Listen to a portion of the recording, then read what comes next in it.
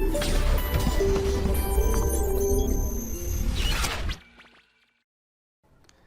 आइए बच्चों, अब अगले प्रकार की तरफ बढ़ते हैं, जिसमें मैंने आपको टक्कर के बारे में बताया था कि अब टक्कर की परिभाषा हम लोग सीखने वाले हैं और इसको किसके आधार पर विभाजित करने वाले हैं। ठीक है, तो वही मैं आगे लेके चलता हूँ कि संघट के प्रकार, क्लासिफिकेशन ऑफ कोलिजन।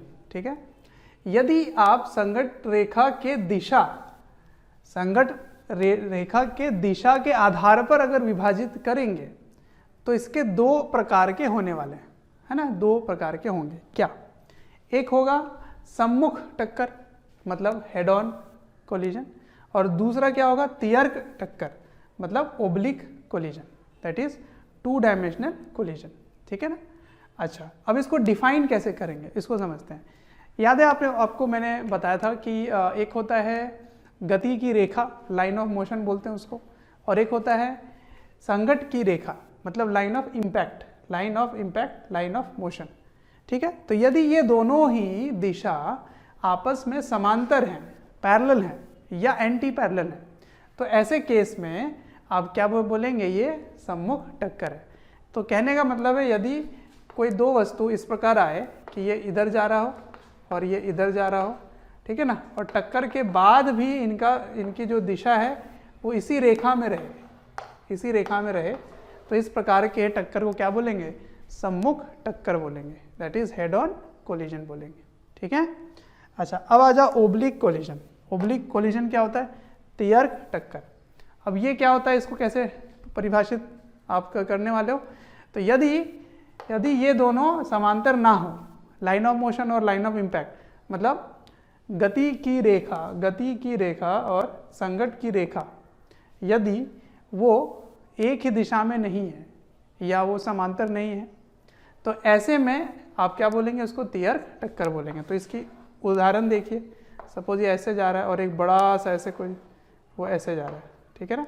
तो जब ये टक्कर खाता है तो इसका लाइन ऑफ इम्पैक्ट इस प्रकार होगा, ये होगा लाइन ऑफ इम्पैक्ट, लेकिन इसकी लाइन ऑफ मोशन ऐसी है ना, मतलब गति की दिशा इधर है और संघट की दिशा ऐसी है, तो ये दोनों तो पैरेलल है नहीं, ये एंटी पैरेलल है नहीं। तो ऐसे केस में जो कोलिजन होगी उसको क्या बोलोगे? तियर्क टक्कर, मतलब ओब्लिक कोलिजन, 2D कोलिजन। तो 2D कोलिजन के बारे में और 1D कोलिजन के बारे में इसको डिटेल में पढ़ने वाले हैं। पहले मैं इसको क्या कर रहा हूँ, पहले संघट के प्रकार बता रहा हूँ आपको। ठीक है, अब संघट के प्रकार दूसरे आधार पर विभाजित करने वाले हो, वो है ऊर्जा। ऊर्जा के आधार पर कितने प्रकार के होंगे और उनका नाम क्या क्या होगा, उसको सीखने वाले हैं। ठीक है, तो अभी तो मैंने केवल और केवल दिशा के आधार पर बताया, अब ऊर्जा के आधार पर बताऊंगा। ठीक है, तो आइए बच्चों, अब दूसरे प्रकार के जो इसके आधार पर इसको विभाजित करने वाले हैं वो है ऊर्जा, है ना। तो ऊर्जा के आधार पर कितने प्रकार के टक्कर होंगे, तो वो है प्रत्यास्थ टक्कर पहला, दूसरा अप्रत्यास्थ टक्कर। इलास्टिक कोलिजन को बोलेंगे प्रत्यास्थ टक्कर। तो इलास्टिक कोलिजन क्या है? इलास्टिक कोलिजन को आप ऐसे समझ सकते हो, यदि टक्कर के बाद किसी भी वस्तु, किसी भी पिंड के आकार एवं संरचना में पूरी तरह से वो वापस उसकी शेप और साइज रीगेन हो जाए, वो पूरी तरह से वो आकार एवं संरचना वापस मिल जाए उसको जैसा वो पहले था, तो इस प्रकार के कोलिजन को क्या बोलोगे?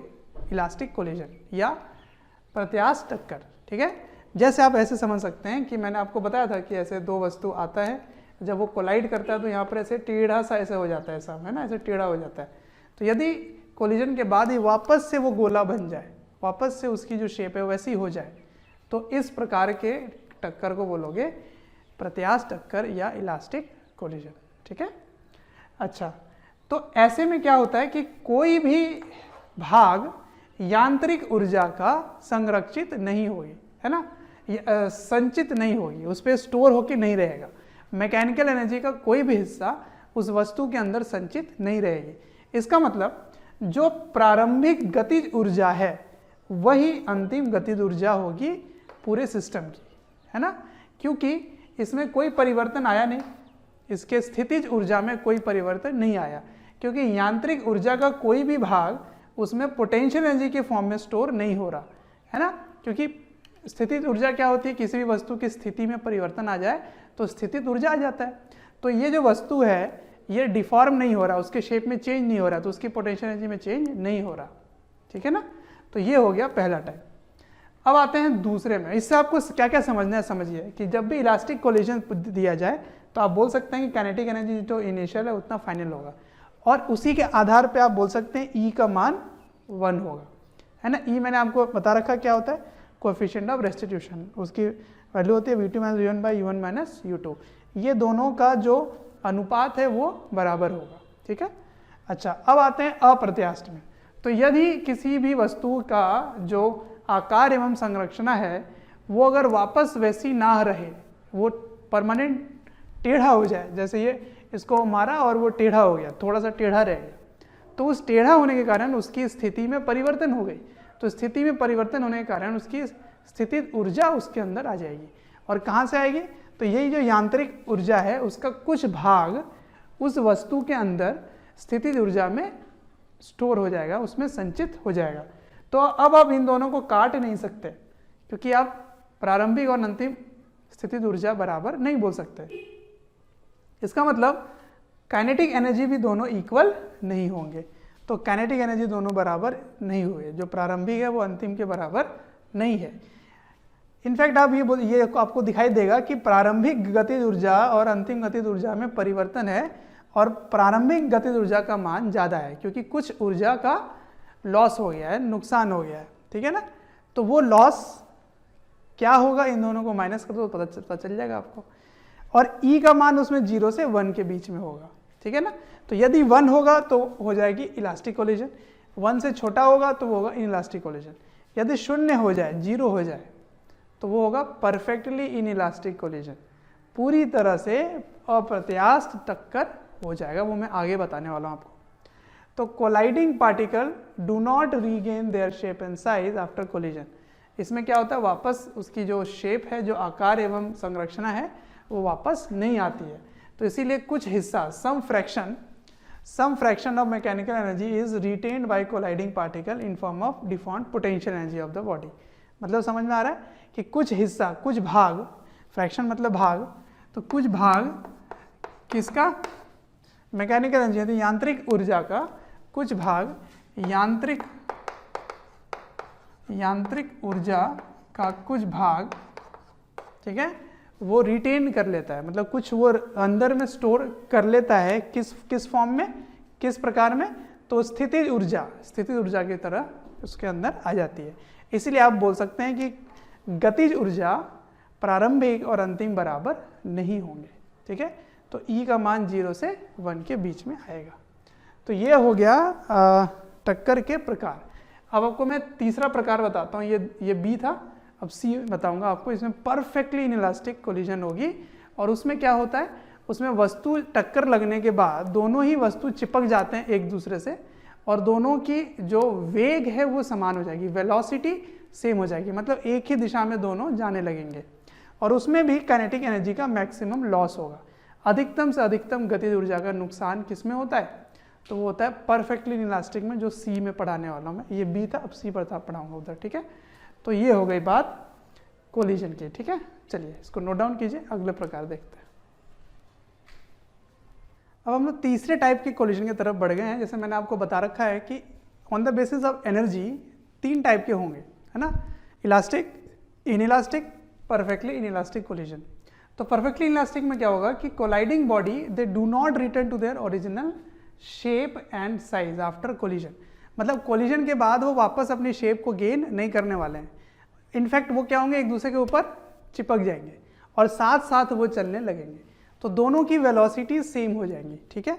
तो क्या हमें यहाँ पे समझना है कि they both particles stick together, दोनों साथ साथ वो चलने भी लग जाएंगे, they start moving with the same velocity after collision. तो कोलिजन के बाद दोनों की वेलोसिटी सेम हो जाएगी, ठीक है। तो ये बात आपको समझना है, वेलोसिटी सेम होगी। वेलोसिटी मतलब डायरेक्शन के साथ साथ मैग्नीट्यूड, मतलब एक ही डायरेक्शन में दोनों चलने लग जाएंगे। तो सबसे पहले तो दोनों साथ में चिपक जाएंगे, वेलोसिटी सेम हो जाएगी, और उसकी शेप जो है वो परमानेंटली, मतलब कभी भी वो शेप वापस गेन नहीं कर पाने वाले हैं, ठीक है। इसको आप ऐसे समझ सकते हो, जैसे एक कीचड़ लिए या एक मडी किसी चीज़ को लिए हो, उसको फेंक के मारे हो तो कहीं पे जाके वो चिपक जाता है, तो दूसरा पार्टिकल के साथ साथ साथ वो चलने लगेगा।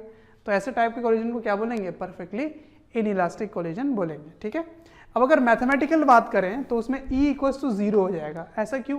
क्योंकि वेलोसिटी ऑफ सेपरेशन वाला पार्ट जो है वो दोनों की सेम वेलोसिटीज होंगी, तो वो 0 हो जाएगा, ऊपर वाला पार्ट 0 हो जाएगा, तो ओवरऑल 0 हो गया। ठीक है, और काइनेटिक एनर्जी की बात अगर करें तो सबसे ज़्यादा लॉस आएगी इसमें काइनेटिक एनर्जी में। ठीक है, तो maximum loss in kinetic energy occur किस टाइप के कोलिजन में होता है? ये परफेक्टली इनइलास्टिक में, maximum loss in kinetic energy. ठीक है, इसको आप स्प्रिंग ब्लॉक सिस्टम से भी समझ सकते हो। कैसे? आपको मैंने बताया था कि दोनों ही पार्टिकल की वेलोसिटी जब सेम होंगी तो मैक्सिमम कंप्रेशन होगा, है ना, मैक्सिमम कंप्रेशन होगा, तो फिर मैक्सिमम लॉस इनकी होगी, तभी तो मैक्सिमम इसमें जाएगा एनर्जी। तो maximum loss in kinetic energy होने वाला है अगर परफेक्टली इनइलास्टिक कोलिजन है तो। ठीक है, तो ये हो गई बात सारे टाइप के कोलिजन के बारे में। तो अगर मैं वापस से रिकैप करूं तो कितने टाइप के हो गए collisions? Head on, oblique, elastic, inelastic, perfectly inelastic. पहले दो जो थे वो केवल और केवल डायरेक्शन पे बेस्ड था, अगर सेम डायरेक्शन में दोनों जाएंगे तो वो हेड ऑन कोलिजन होगा, मतलब कोलिजन के बाद और कोलिजन के पहले वाली डायरेक्शन अगर सेम होंगी तो हेड ऑन होगा। अगर वो ऐसे टेढ़ा मेढ़ा जा रहे हैं और ऐसे कोलिजन के बाद कहीं और चले गए तो वो ओब्लिक होगी, दैट इज 2D कोलिजन होगी। और बेस्ड ऑन एनर्जी, अगर आप एनर्जी की बात करेंगे तो इलास्टिक, इनइलास्टिक और परफेक्टली इनइलास्टिक होगी। ठीक है, इलास्टिक में एनर्जी जो था वो टोटल तो खैर सभी में कंजर्व रहेगा, अभी मैं बताऊंगा उस पर। उसमें क्या परफेक्टली इलास्टिक में होगा, क्योंकि शेप वापस रीगेन हो रही है तो कोई भी मैकेनिकल एनर्जी का हिस्सा उसके डिफॉर्म में स्टोर नहीं हो रहा है। इसका मतलब इनिशियल काइनेटिक एनर्जी और फाइनल काइनेटिक एनर्जी कांस्टेंट रहेगी, मतलब आप काइनेटिक एनर्जी भी कंजर्व कर सकते हो इलास्टिक कोलिजन में। ठीक है, ये हो गई बात। अच्छा, इनइलास्टिक में क्या हुआ? काइनेटिक एनर्जी जो है उसमें लॉस हो गया, क्योंकि वहाँ पे एक डिफॉर्मेशन आ गई, परमानेंट डिफॉर्मेशन आ गई, और इसमें मैक्सिमम डिफॉर्मेशन आ जाता है। तो अब ये सारा पॉइंट मैं यहाँ पे नोट करके लिख रहा हूँ कि ऑल्दो एनर्जी के बारे में अगर बात करें तो तीनों में अलग अलग बात हो रही है, लेकिन लीनियर मोमेंटम की अगर बात करें, क्योंकि पूरे सिस्टम में बाहर से कोई फोर्स लगा ही नहीं, इसलिए लीनियर मोमेंटम पूरे सिस्टम का चाहे जिस भी टाइप का कोलिजन हो वो कंजर्व रहेगा। मतलब linear momentum conservation is valid in all type of collision, because external force पे डिपेंड कर रहा है, ना कि एनर्जी पे डिपेंड करता है। तो मैंने यहाँ लिख दिया है, as net external force is 0 so linear momentum is conserve in all types of collision. ठीक है, फॉर इलास्टिक कोलिजन हम क्या बोल सकते हैं कि kinetic energy initial equals to kinetic energy final. ठीक है, फॉर इनइलास्टिक कोलिजन आप क्या बोल सकते हैं? इनिशियल काइनेटिक एनर्जी फाइनल से ज़्यादा होगा, फाइनल वाली काइनेटिक एनर्जी कम होगी। ठीक है, और परफेक्टली इनइलास्टिक में भी बहुत ज़्यादा का डिफरेंस आएगा। तो अगर मैं पूछूं लॉस कितना हुआ ये बताओ, तो लॉस कैसे निकालोगे? लॉस इन काइनेटिक एनर्जी, इन दोनों का जो डिफरेंस होगा वही लॉस हो गया। परसेंटेज लॉस कैसे निकालोगे? इन दोनों का डिफरेंस को इसके ओरिजिनल से डिवाइड कर दो, इंटू 100 कर दो, है ना, तो ये हो जाएगा परसेंटेज लॉस। अगर फ्रैक्शन लॉस पूछा जाता तो लॉस बाय ओरिजिनल कर देते। ठीक है, अच्छा, अब mechanical energy is not conserved in inelastic collision. Mechanical energy आप कंजर्व नहीं कर सकते, लेकिन जो टोटल एनर्जी है, टोटल एनर्जी, हम कौन होते हैं उसको कंजर्व ना करने वाले? वो तो यूनिवर्सल लॉ है। Total energy can neither be created nor be destroyed, it can be transform from one form to another. तो इसका मतलब जो टोटल एनर्जी है वो हमेशा कंजर्व रहता है, चाहे वो जिस भी टाइप का कोलिजन हो। टोटल एनर्जी की बात करो, मैकेनिकल नहीं। मैकेनिकल एनर्जी कंजर्व नहीं होगी इनइलास्टिक और परफेक्टली इनइलास्टिक में। ठीक है, तो उसको कैसे लिख सकते हैं? देखिए ऐसे कि मान लीजिए इनिशियल एनर्जी ये था, तो फाइनल एनर्जी में जो लॉस हुआ वो आपने अगर इधर लिख दिया तो आप ऐसे लिख सकते हैं कि लॉस इन एनर्जी इतनी हुई और ये इनिशियल थी, ये फाइनल था।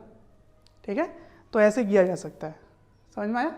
तो ये हो गई बात इनइलास्टिक कोलिजन की।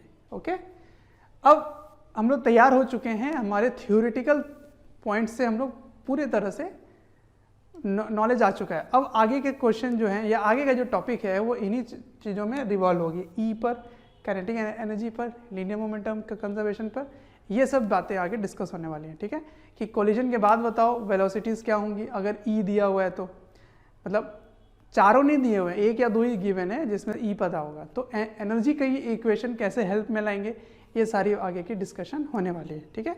और ये भी मैं आपको प्रूव करके दिखा दूंगा कि E = 1 क्यों आया इलास्टिक कोलिजन में, ठीक है। तो एनर्जी ही सब रोल प्ले करता है, ठीक है ना। इलास्टिक कोलिजन में काइनेटिक एनर्जी इक्वल है, इन इलास्टिक में काइनेटिक एनर्जी इक्वल नहीं है। चलिए तो आगे बढ़ते हैं अब।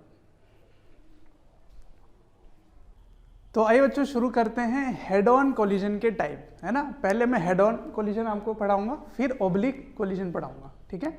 तो हेड ऑन कोलिजन के बारे में मैंने आपको क्या बता रखा है कि अगर लाइन ऑफ मोशन और लाइन ऑफ इम्पैक्ट एक ही डायरेक्शन में पैरेलल हो या एंटी पैरेलल हो तो वो हेड ऑन कोलिजन कहलाता है। मतलब वो सीधा जा रहा हो कोलिजन के पहले और बाद में एक ही डायरेक्शन, मगर ये टेढ़ा जा रहा हो तो इसी डायरेक्शन में मूव करना चाहिए कोलिजन के पहले और कोलिजन के बाद, तो हेड ऑन कहलाएगा। अब उस हेड ऑन में मैं पहला टाइप लेके चल रहा हूँ इलास्टिक कोलिजन, और इसमें मैं ये प्रूव करने वाला हूँ कि E = 1 क्यों आया, ठीक है ना। वो प्रूव भी हो जाएगा। तो देखो मैंने क्या लिया यहाँ पे कि m1 मास का एक बॉडी u1 वेलोसिटी से जा रहा था, m2 मास का u2 से जा रहा है v, और ये कोलिजन के बाद इसकी वेलोसिटी v1 हो गई और इसकी वेलोसिटी v2 हो गई आफ्टर कोलिजन बिफोर कोलिजन। तो मैंने आपको क्या बताया कि चाहे जिस भी टाइप का कोलिजन हो linear momentum is always conserve. तो सबसे पहली इक्वेशन लीनियर मोमेंटम कंजर्वेशन होगा, तो पूरे सिस्टम का होगा। तो मतलब इसकी कोलिजन के पहले जो लीनियर मोमेंटम थी और कोलिजन के बाद जो लीनियर मोमेंटम होगी वो दोनों बराबर होगा, ठीक है।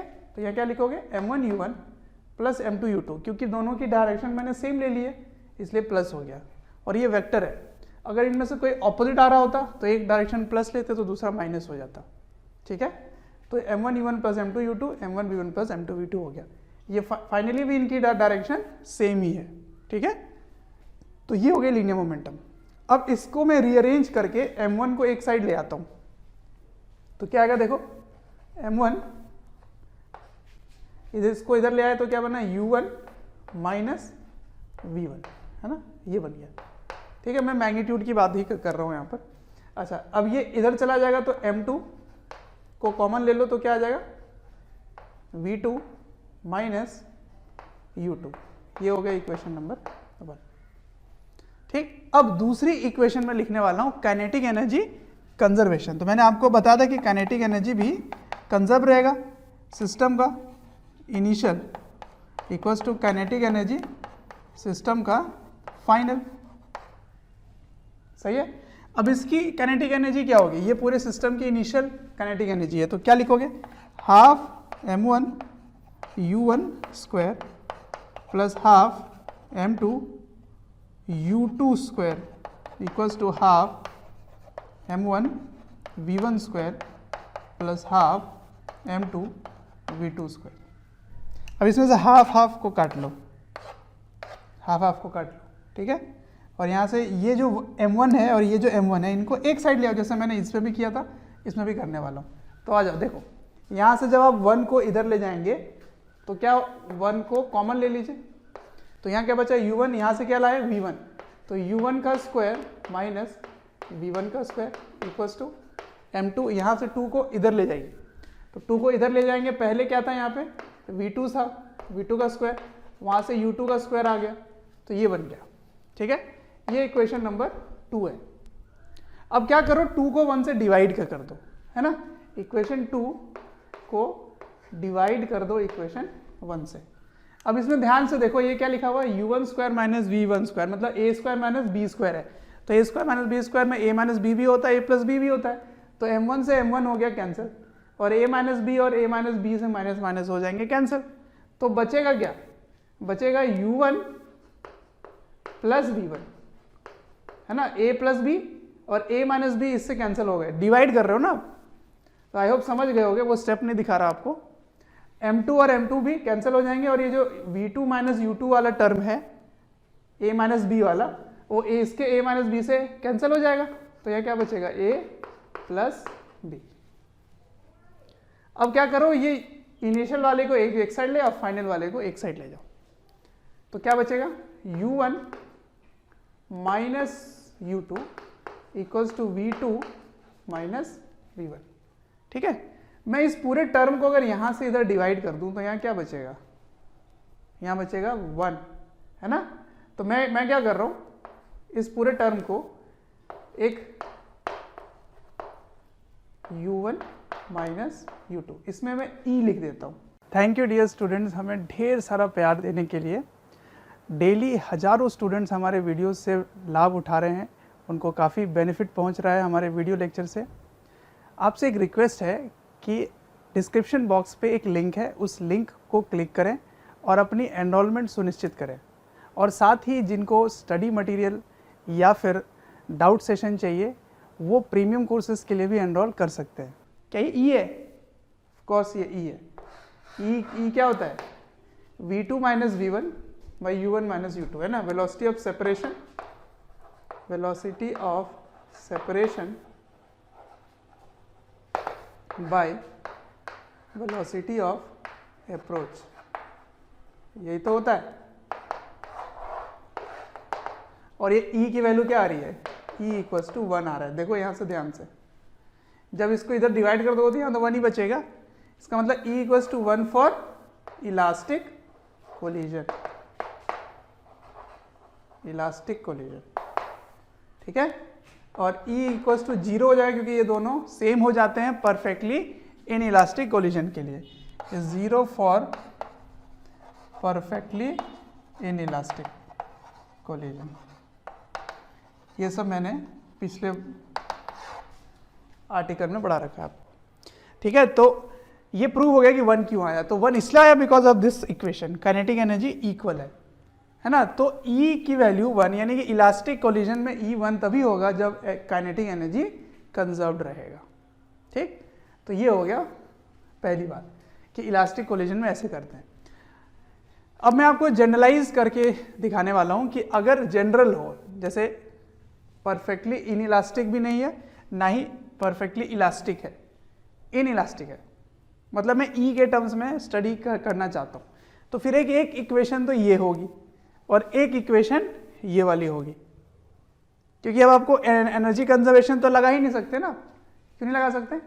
क्योंकि एनर्जी कंजर्वेशन में आपको इलास्टिक पोटेंशियल एनर्जी जो होगा, पोटेंशियल एनर्जी कितना स्टोर हुआ ये आपको पता नहीं है, कितनी डिफॉर्मेशन हुई ये पता नहीं है, इसलिए एनर्जी कंजर्वेशन नहीं लगाओगे, है ना। क्योंकि डिफॉर्मेशन के कारण एनर्जी का लॉस हो रहा है, हीट में प्रोड्यूस हो रहा होगा, जैसे भी हो रहा होगा, या डिफॉर्म्ड पोटेंशियल एनर्जी स्टोर हो रहा होगा, तो उसकी वैल्यू नहीं पता होगी। इसीलिए आपको हमेशा E की वैल्यू वो दे देंगे। तो एक इक्वेशन ये होगी, एक इक्वेशन ये होगी, तो दो इक्वेशन यूज करके आप v1 और v2 की वैल्यू फाइंड कीजिए, अगर मैंने u1 और u2 आपको दे दिया तो, ठीक है। तो नेक्स्ट पार्ट वही करने वाले हैं, ओके। चलो इसको कॉपी करो। आइए अब शुरू करते हैं इनइलास्टिक कोलिजन, ठीक है। इस बार क्या होगा, आपको वेलोसिटी पहले वाली पता होंगी दोनों की, है ना। कोलिजन के पहले दोनों की वेलोसिटीज पता होंगी, और कोलिजन के बाद की वेलोसिटी क्या है इसके बारे में आपको फाइंड करना है, ठीक है। और आपको एक और जानकारी दिया रहेगा, वो है E की वैल्यू। E की वैल्यू आपको पता होगी। तो दो चीज़ें आपको पता है, कोलिजन के पहले की कहानी और E की बात, ठीक है। तो कैसे सॉल्व करेंगे? तो देखो, हर बार आपको दो इक्वेशन सॉल्व करना है। इस बार आप एनर्जी कंजर्वेशन नहीं लगा सकते इसमें, क्योंकि इनइलास्टिक कोलिजन है, ठीक है। तो देखो कैसे करेंगे। सबसे पहली इक्वेशन होगी लीनियर मोमेंटम कंजर्वेशन। तो P initial equals to P final, ठीक है। अब देखो इसकी डायरेक्शन जो है वो दोनों की डायरेक्शन सेम है, तो आप क्या लिखेंगे यहाँ पे, m1 u1 plus m2 u2 equals to m1 v1 plus m2 v2। मैं आपको फिर से बता दूं कि ये जो डायरेक्शन है ये मैंने सेम डायरेक्शन में लिया है तभी प्लस है, कोई भी एक ऑपोजिट होगा तो वो माइनस हो जाएगा, और बाद में क्या हो रहा है ये तो हमें पता नहीं है, इसलिए मैंने इसको पॉजिटिव ले लिया है। मुझे पता नहीं है ये किधर जा रहा है, ये दोनों ही नहीं पता, ठीक है। तो ये दोनों अननोन है, ठीक है। ये हो गई पहली इक्वेशन। दूसरी इक्वेशन क्या लिखोगे, E आपको दिया हुआ है क्वेश्चन में, E दिया हुआ है। तो E की वैल्यू क्या होगी, velocity of separation v1 minus v2 by velocity of approach, क्योंकि u1 बड़ा है u2 से, तो अप्रोच कितने से कर रहा है, u1 माइनस u2। तो ये हो गई सेकेंड इक्वेशन, ये हो गई फर्स्ट इक्वेशन। दोनों को अगर मेहनत करके सॉल्व करोगे, है ना, दोनों को रिप्लेस करो, इक्वेट करो, लीनियर इक्वेशन आपने पढ़ रखा है, इसको जब सॉल्व करोगे तो कैसे सॉल्व होता है ये मैं नहीं करके दिखा रहा आपको, तो मैं सीधा रिजल्ट लिख देता हूँ। तो solving both equations we get, जो रिजल्ट है ना फाइनल, वही आपको लर्न करके रखना है। क्या आप खुद भी सॉल्व कर सकते हो, कोई बड़ी बात नहीं है। मास से गिवन है, m1 m2 m1 m2 की वैल्यू गिवन होती है, तो आपको m1 m2 पता है, केवल v1 v2 नहीं पता। तो दो ही बातें नहीं पता ना, v1 v2, तो दो ही इक्वेशन चाहिए। तो एक इक्वेशन ये, एक इक्वेशन ये है, क्योंकि e पता है आपको। तो उसका आंसर होता है, देखिए v1 इज इक्वल टू, देखो एक पैटर्न में याद रख लेना, m1 माइनस e m2, ठीक है। डिनोमिनेटर में सभी का होगा m1 प्लस m2, ठीक है। और क्योंकि यहाँ पे 1 है इसलिए पहले 1 आएगा u1, उसके बाद plus m2 1 plus e by, denominator में भी होगा m1 plus m2 into u2, ठीक है। कैसे याद रखना है, पहले u1 बाद में u2, डिनोमिनेटर में सेम होगा m1 प्लस m2, न्यूमरेटर आपको याद रखना पड़ेगा m1 माइनस ई m2, m2 1 प्लस ई। अगर इसको लर्न कर लिए तो आपको ये सब सॉल्व करने की जरूरत नहीं पड़ेगी, और अगर नहीं लर्न किए कोई बात नहीं, आप दो दो इक्वेशन सॉल्व करो, थोड़ा टाइम लगेगा लेकिन आंसर तब भी आ जाएगा, ठीक है। अच्छा, अब v2 कैसे लिखेंगे, v2 मैं यहाँ लाइन खींच देता हूँ ऐसे। तो v2 लिखने के लिए आपको क्या करना है, इसी से हेल्प लेना है, जहां जहां 1 है वहां वहां 2 कर दो, जहां जहां 2 है वहां वहां 1 कर दो, अपने आप ही आंसर आ जाएगा, ठीक है। तो क्या आएगा बताओ, डिनोमिनेटर में तो कोई चेंज नहीं आया, m1 प्लस m2, ठीक। अब यहाँ 1 है तो यहाँ 2 हो जाएगा, यहाँ 2 है तो यहाँ 1 हो जाएगा, ओके। u1 की जगह u2 प्लस, इसलिए मैंने कहा एक ही लर्न करना है, m2 है तो यहाँ m1 हो जाएगा, 1 plus e into u1 by m1 plus m2। जैसे मुझे लर्न है आपको भी लर्न हो जाएगा, कोई बड़ी बात नहीं है। देखने में टफ लग रहा है, एक दो बार लिखोगे तो याद हो जाएगा, ठीक है। ये इसको अब फॉर्मूले की तरह बना के याद कर लो। अब क्या है कि 10 में 6 या 7 बार ऐसा होगा कि आपको इसकी फॉर्मूले की जरूरत ही नहीं पड़ेगी, तो 4 बार जरूरत पड़ने के लिए आपको ये फॉर्मूला मैं लर्न करने बोल रहा हूँ, मैक्सिमम 4 या 3 बार, यानी कि ओनली 30% चांस है कि आपको फॉर्मूले की जरूरत पड़ेगा। क्योंकि जो मैं स्पेशल केस आगे बताने वाला हूँ ना, स्पेशल केस से ही सारा काम हो जाएगा, आपको स्पेशल केस याद रखना है, तो मैं स्पेशल बातें बताने वाला हूँ, ठीक है। तो क्या क्या है वो स्पेशल बात, अभी मैं सारे समरी में बना देता हूँ, इसको आप नोट डाउन करो, फिर मैं आपको सॉल्व करके दिखाता हूँ स्पेशल केस क्या है। तो आइए स्पेशल केस करते हैं, ये मेरा रिजल्ट है ना। अब इसका स्पेशल केस देखो क्या है। स्पेशल केस में सबसे पहला है कि अगर दोनों के मासेस बराबर है, दोनों आइडेंटिकल मास है, तो मैंने दोनों को mm ले लिया, और दूसरा जो है वो रुका हुआ है ना, u2 0 है, इसका मतलब ये रेस्ट पर है, ये रुका हुआ है और ये इसके तरफ बढ़ रहा है, तो मतलब एक वैल्यू पता है u, दूसरा वैल्यू पता है 0, तो मतलब u2 इक्वल्स टू 0 है, तो ये वाला टर्म तो 0 हो जाएगा और इसमें ये वाला टर्म 0 हो जाएगा, सही है। तो वैल्यू डाल के देखो क्या आता है, देखो ध्यान से। तो इसमें दोनों बराबर है, इसमें दोनों बराबर है, तो यहाँ से m को कॉमन ले लेंगे, यहाँ पे दोनों ऐड हो जाएंगे तो 2m हो जाएगा, तो ये 2m हो गया और यहाँ से m कॉमन ले लिए, तो क्या आएगा देखो ध्यान से, तो आएगा v1 इज इक्वल्स टू आपने m यहाँ से कॉमन ले लिया है और यहाँ पे 2m हो चुका है, तो m और m कैंसिल हो गए, समझ पा रहे हो। m कॉमन ले लेते हैं, चलो मैं करके दिखा देता हूँ। m कॉमन ले लिए तो 1 माइनस e इंटू u1 की वैल्यू क्या है u, और नीचे m प्लस m 2m हो गया, तो ये दोनों कैंसिल हो गए। तो v1 की वैल्यू क्या आ रही है, v1 की वैल्यू आ रही है 1 minus e by 2 into u, ठीक है। इसको आप अगर यही याद कर लोगे तो आपको इतना बड़ा याद करने की जरूरत ही नहीं पड़ेगी। ये कब लागू होगा, जब मास सेम होना चाहिए और दूसरा पार्टिकल रेस्ट पे होना चाहिए, ठीक है, अब V2 की बारी। V2 कैसे निकालोगे? ये टर्म तो जीरो हो गया क्योंकि U2 जीरो है। अब इधर आओ, इधर देखो, इसमें फिर से ये m वैसे भी कॉमन ही लिया हुआ है यहाँ पर, और यहाँ m और m ऐड हो जाएंगे, 2m हो जाएगा। तो ये m और ये m कैंसिल हो जाएगा, तो क्या बचा यहाँ पर?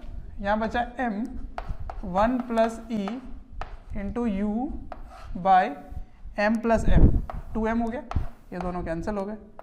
तो V2 is equal to 1 plus e by 2 into u. ठीक है, ऐसे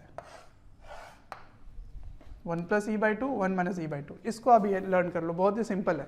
1 plus e by 2, 1 minus e by 2 into you. अब किस में प्लस किस में माइनस होगा, ये आपको कंफ्यूजन होगा। तो देखो, जो पहला पार्टिकल आ रहा था उसकी वेलोसिटी कम होने वाली है, क्योंकि वो ठोकर लगेगा, उसको फोर्स ऑपोजिट लगता है, इधर फोर्स लगता है इसको, तो इसमें माइनस होगा। और इसको इधर ही फोर्स लगने वाला है, तो उसकी वेलोसिटी बढ़ेगी, इसलिए इसमें प्लस होगा। ठीक है, इसको आप याद कर सकते हो। अब आते हैं सेकंड स्पेशल केस में। अगर इलास्टिक कोलिजन है, अगर इलास्टिक कोलिजन होता तो E इक्वल्स टू 1 हो जाता। तो जहाँ जहाँ E है वहाँ 1 लगा दो, तो 1 प्लस 1 2 हो गया, 1 प्लस 1 2 हो गया। यहाँ पे केवल m1 माइनस m2 रह जाएगा, है ना। तो क्या लिखोगे? V1 equals to, V1 is equals to हम लिखेंगे m1 माइनस E की वैल्यू 1 हो गई है, तो m1 minus m2 into u1 by m1 plus m2 plus वो 1 प्लस 1 2 हो चुका है, तो यहाँ लिखोगे 2m2 by m1 plus m2 into u2। ठीक है, अब V2 क्या लिखेंगे? V2 को लिखेंगे m2 minus m1, m2 minus m1 by m1 plus m2 into u2। ठीक है, फिर यहाँ 1 प्लस 1 2 हो गया, 2m1 bye m1 plus m2 into u2। ठीक है ना, ये हो गई वैल्यू। खैर, आपको लर्न तो ये वाला ही करना था, इसमें बस E की जगह मैंने 1 रख दिया। मैं इसलिए इसको कर रहा हूँ क्योंकि मैं इसका ही स्पेशल केस लेने वाला था। क्या लेने वाला हूँ? देखो, अगर इलास्टिक कोलिजन है और मासेस इक्वल है, 2 के बाद 3 ले चलता हूँ मैं यहाँ पे, 3। इफ इलास्टिक कोलिजन मतलब E equals to 1, elastic collision. ठीक है, और दोनों के मासेस बराबर है, m1 इक्वल्स टू m2 है। ठीक है ना, मतलब बराबर मास के हैं, लेकिन कोलिजन इलास्टिक कर रहा हूं मैं, इलास्टिक, कोई रेस्ट पे नहीं है, दोनों चल रहे हैं।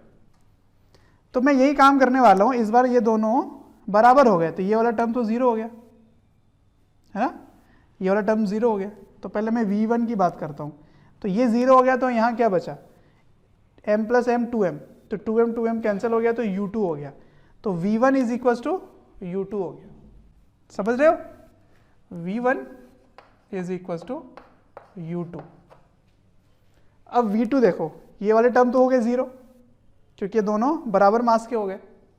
सही है, अब यहाँ आते हैं, यहाँ भी दोनों बराबर है, तो 2m हो गया, 2m हो गए कैंसिल। तो अच्छा, यहाँ पे u2 लिख दिया मैंने, यहाँ तो u1 होगा ना। देखो यहाँ पे u1 है ना, यहाँ पे u1 होगा, इसको करेक्शन कर लेना, u1। हाँ, ये वाला टर्म 0 हो गया, इसमें 2m कैंसिल हो जाएंगे, क्योंकि m और m आइडेंटिकल लिया गया है। सही है, तो ये दोनों कैंसिल हो गए, तो V2 इक्वल्स टू क्या आ रहा है? u1 आ रहा है। V2 इक्वल्स टू u1, और ये दोनों ना सारे वेक्टर हैं। ये रिजल्ट देखो तो बड़ा ही इंटरेस्टिंग सा रिजल्ट आया।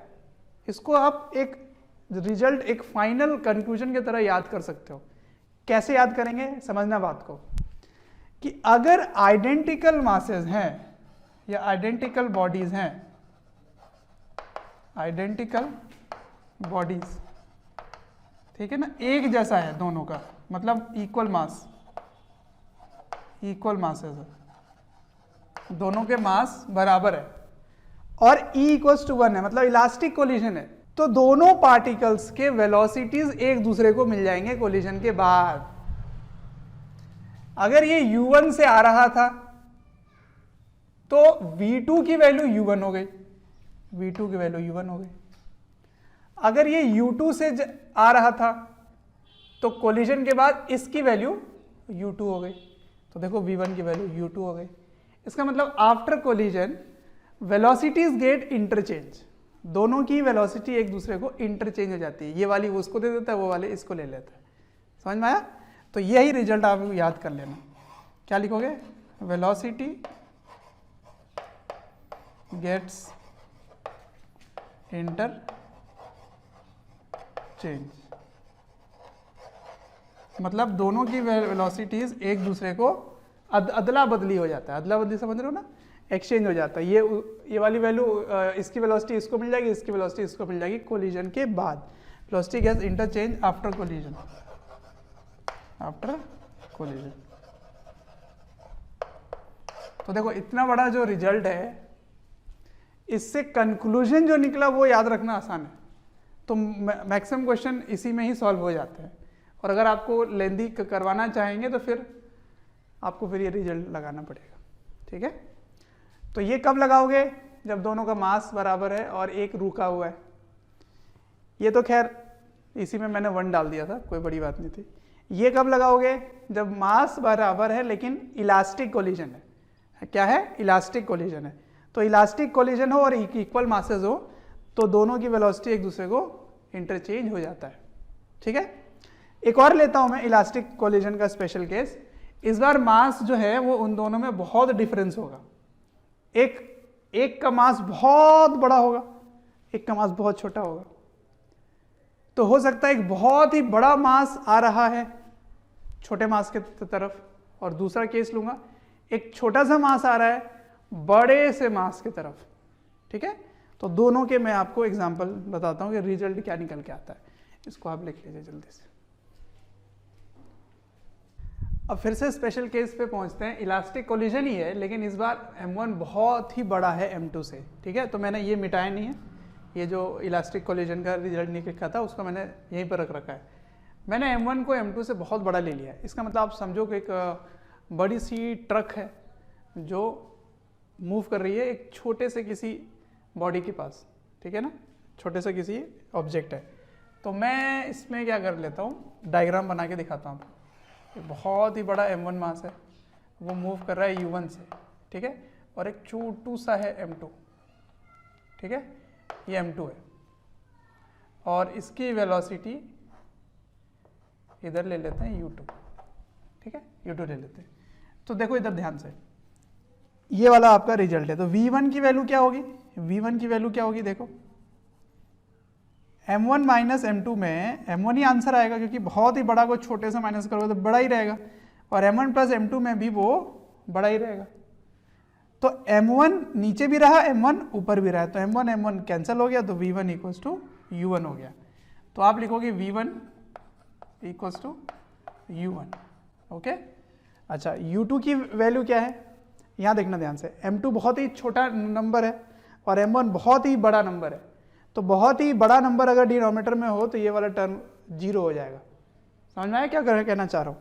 m1 प्लस m2 इज बहुत ही बड़ा नंबर और ये बहुत ही छोटा नंबर। तो छोटे नंबर को बहुत बड़े नंबर से अगर डिवाइड करोगे तो ये आंसर ऑलमोस्ट 0 हो जाएगा।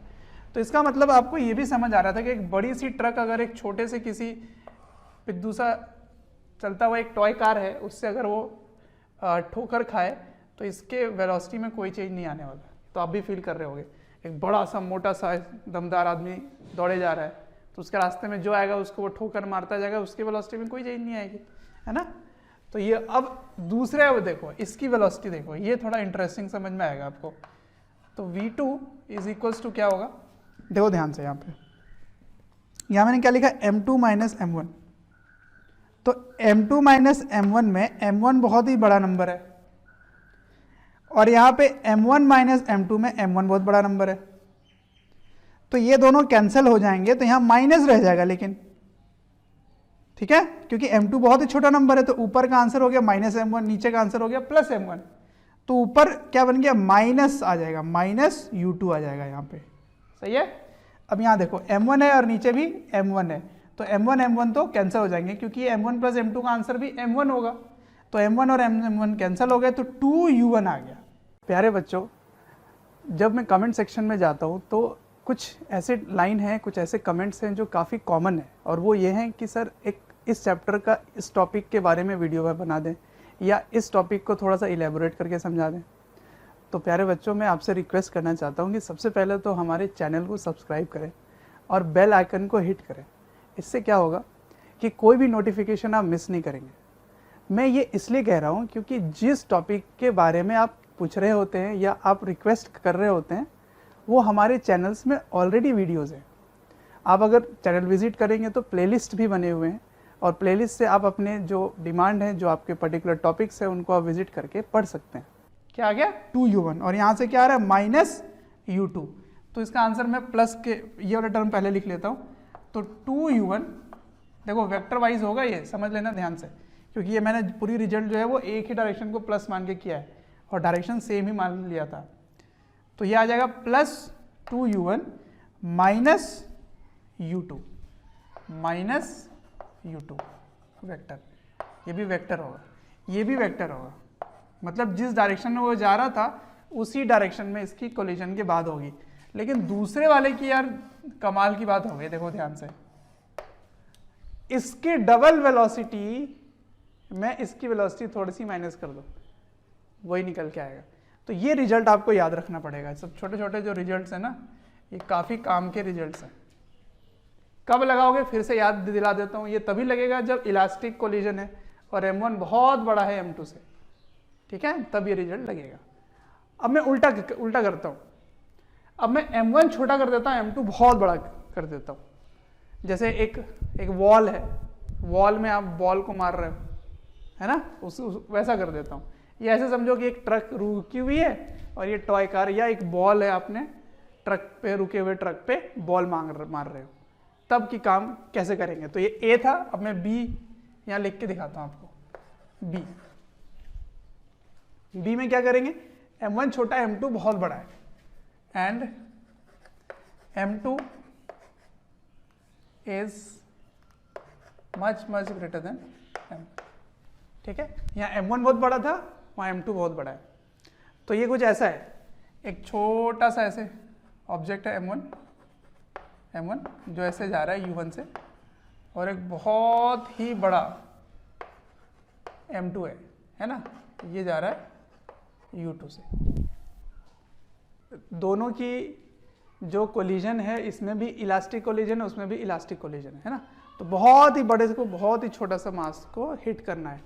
तो क्या होगा? देखो आ जाओ, इस बार m2 बहुत बड़ा है, तो इसका आंसर हो जाएगा m2 ऊपर वाले का, और नीचे वाले का आंसर भी हो जाएगा m2। तो m2 कैंसिल हो गया, क्या बना? -u1, सही है, -u1। अच्छा, ये है m2 बहुत बड़ा, नीचे भी बहुत बड़ा, ये दोनों कैंसिल हो गए, तो यह बना 2u2। तो -u1 + 2u2, ठीक है। तो v1 की वैल्यू क्या होगी? v1 लिख लेता हूँ मैं यहाँ पे। v1 की वैल्यू हो गई, ध्यान से देखना, फिर से देखो, m2 बहुत बड़ा नंबर है, तो इसको माइनस करोगे तो m2 आएगा, और इसको प्लस करोगे तो m2 आएगा, m2 हो गए कैंसिल। तो v1 = -u1, और यहाँ भी m2, यहाँ भी m2 हो गए कैंसिल, क्योंकि m1 + m2 जो है वो m2 ही बनने वाले हैं। तो m2 और m2 हो गए कैंसिल। ये मत समझना कि मैंने इन दोनों को काट दिया, नहीं, मैथ्स इतनी मुझे भी आती है, ठीक है। तो इन दोनों को जोड़ने पे ऑलमोस्ट m2 ही आ रहा है, इसीलिए m2 कैंसिल हो जाएंगे, तो 2u2 हो गया, और यहाँ पे -u1 हो गए, ठीक है। तो फिर से 2 वाला पॉजिटिव वाला टर्म मैं पहले लिख लेता हूँ। तो यहाँ लिखोगे 2u2 - u1, ये आ गया, किसकी वैल्यू?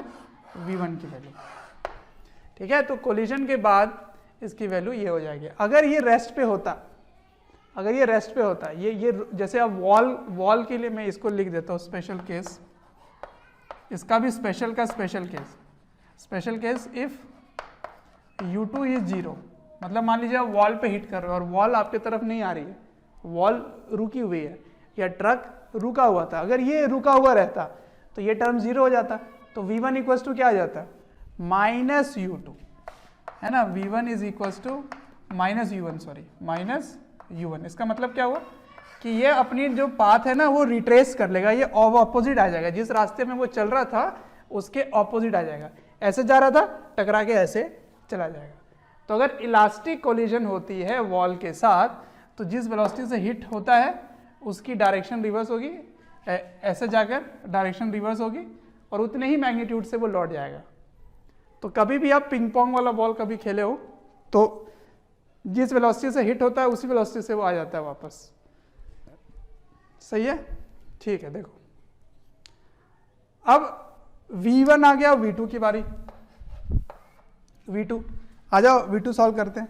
तो M2 बहुत बड़ा है, M2 कैंसिल हो गया, U2 हो गया।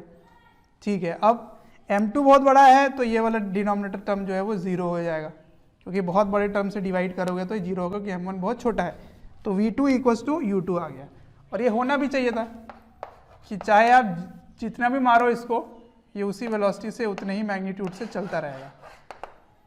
ठीक है, तो कुछ स्पेशल केस है, उनको समराइज करके मैंने लिख दिया है, उनको आपको लर्न करके रखना है। तो अगर रिजल्ट्स लर्न रहेंगे तो आपको बहुत सारे कॉम्प्लिकेटेड क्वेश्चन कम समय में सॉल्व हो जाएगा। अगर नहीं लर्न है तो फिर आपको दो इक्वेशन सॉल्व करने पड़ेंगे, एक लीनियर मोमेंटम कंजर्वेशन और एक E इक्वल्स टू जो भी वैल्यू गिवन होगा। अगर परफेक्टली इनइलास्टिक है तो E इक्वल्स टू 0 हो जाएगा। तो इन दैट केस आप बिना फॉर्मूला से भी कर सकते हो।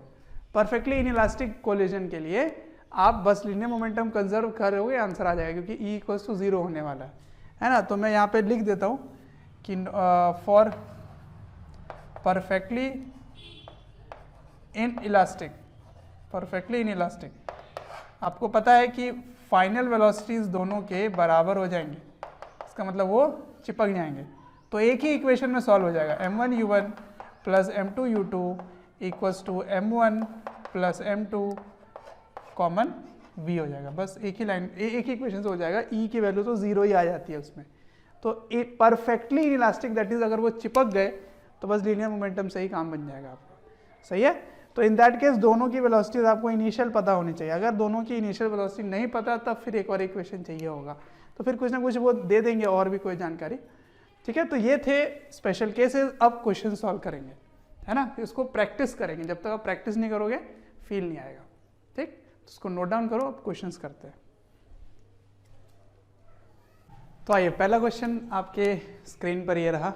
ठीक है, देखिए क्या लिखा हुआ है कि अगर दोनों आइडेंटिकल मास है, देख लो दोनों का मास सेम है, m सेम है, और ये u1 से मूव कर रहा है और ये रेस्ट पर रखा हुआ है, तो इसका तो स्पेशल केस याद है हमें। क्वेश्चन में गिवन है कि final kinetic energy of system is 3/4 of initial kinetic energy of system. ठीक है ना, तो बताना है कि E की वैल्यू क्या रही, है ना। अगर ऐसी बात है तो final kinetic energy of system, पूरे सिस्टम की बात है, तो बताना है E की वैल्यू क्या होगी। देखो इस टाइप के क्वेश्चन के लिए अगर आपको रिजल्ट्स याद होते हैं तो काफी आसान होता है। तो कौन सा रिजल्ट आप लगाओगे पहले ये बताओ। आइडेंटिकल मास और एक रेस्ट पर है, इसका मतलब आफ्टर कोलिजन V1 की वैल्यू क्या होगी, 1 माइनस E/2 इंटू यू, है ना, ये लगाओगे यहाँ पे। और V2 क्या होगा, 1 प्लस E/2 इंटू यू। ठीक है, कैसे लगाया मैंने ये फॉर्मूला कि एक की वेलोसिटी कम हो जाएगी, एक की वेलोसिटी बढ़ जाएगी, तो जो बढ़ेगी वो प्लस होगा और जो कम होगा वो माइनस होगा।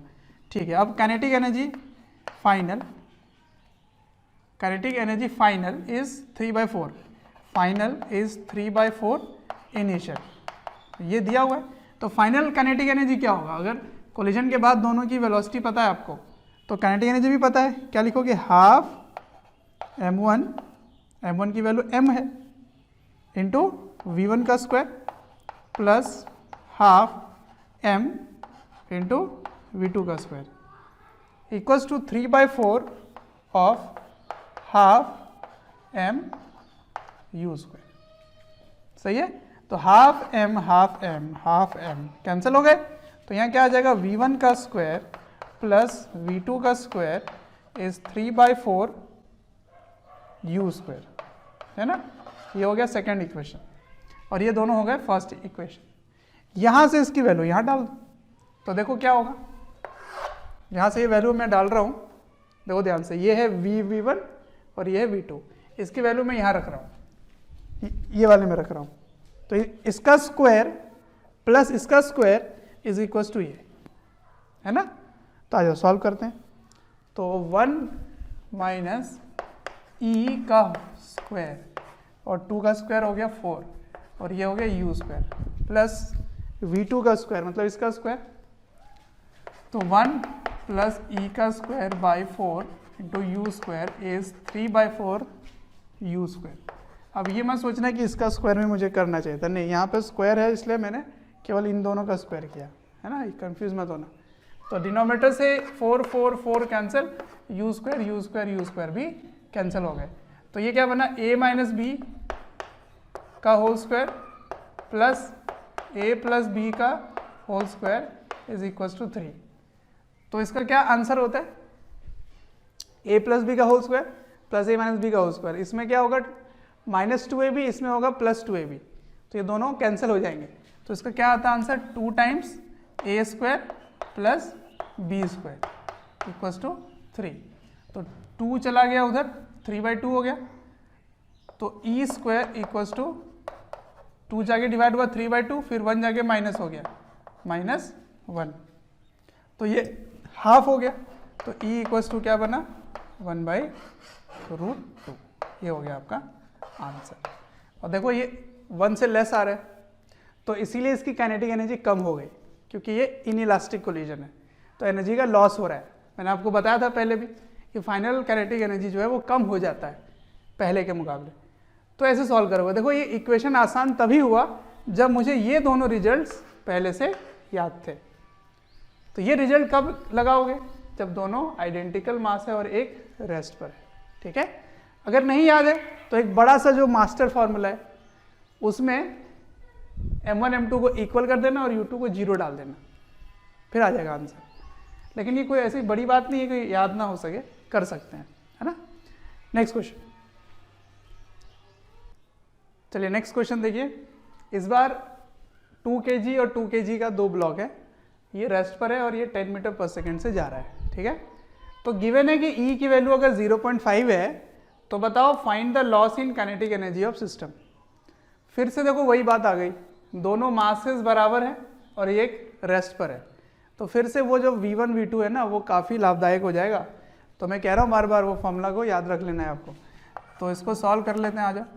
तो सबसे पहले तो V1 और V2 ही निकाल लो। तो V1 होगा 1 है तो इसकी वेलोसिटी कम होगी, तो यहाँ माइनस करोगे 1 माइनस E/2 इंटू यू, और V2 क्या होगा 1 प्लस E/2 इंटू यू। तो वैल्यू रख दो, ये 0.5 में से 1 जाएगा तो ये भी 0.5 हो जाएगा, तो 0.5/2 इंटू 10, ठीक है।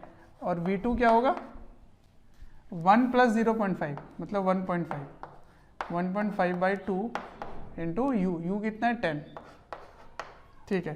तो 2 से 10 गया तो 5 होगा, 5 कितना हुआ 2.5 मीटर पर सेकेंड, ठीक है। और V2 कितना हो जाएगा, ये भी चला गया 5 और 15 5 जा कितना होता है 75, तो 7.5 मीटर पर सेकेंड, ठीक है। ये V1 है और ये V2 है। अच्छा, अब आपको लॉस इन काइनेटिक एनर्जी बताना है। तो काइनेटिक एनर्जी फाइनल कितना हुआ, वो हुआ half m V1 square, m को कॉमन ले लो इंटू V2 स्क्वायर, है ना। हाफ m दोनों से कॉमन ले लिया मैंने, तो क्या आएगा आंसर देखो, m कितना था 2 kg, तो हाफ कैंसिल हो गया, इसका स्क्वायर कर देना है 2.5 का स्क्वायर प्लस 7.5 का स्क्वायर, हाफ और हाफ कैंसिल हो गए। तो ये हो गया final kinetic energy. Initial kinetic energy कितना है, इनिशियल केवल एक ही चल रहा था, तो हाफ mu स्क्वायर ही होगा, तो हाफ इंटू 2 इंटू 10 का स्क्वायर कितना हो गया 100, ये दोनों कैंसिल हो गए, तो आंसर आ गया 100 जूल। 10 का स्क्वायर 100 जूल, तो हाफ और हाफ कैंसिल हो गए। तो पहले 100 था, बाद में इतना हो गया। तो लॉस कैसे निकालोगे, तो लॉस होता है, लॉस इन काइनेटिक एनर्जी होता है, काइनेटिक एनर्जी इनिशियल को माइनस करना होता है काइनेटिक एनर्जी फाइनल से, ठीक है। ये लॉस हो गया। तो इनिशियल कितना है 100, फाइनल कितना आएगा इसको आप सॉल्व करके उसमें से माइनस का कर देना, है ना। तो 2.5 का स्क्वायर 6.25 प्लस 75 का स्क्वायर आ रहा है। तो 75 का स्क्वायर अगर नहीं भी याद है तो यहाँ कर लेते हैं। 75, 5 5 जा 25, 2 7 5 जा 35 प्लस 2 37 और 7 5 जा 35 कैरी 3 7 7 जा 49 और 3 49 3 52 तो हो गया 5 2 6 5, है ना। तो डेसिमल डाल दो 56.25 56.25।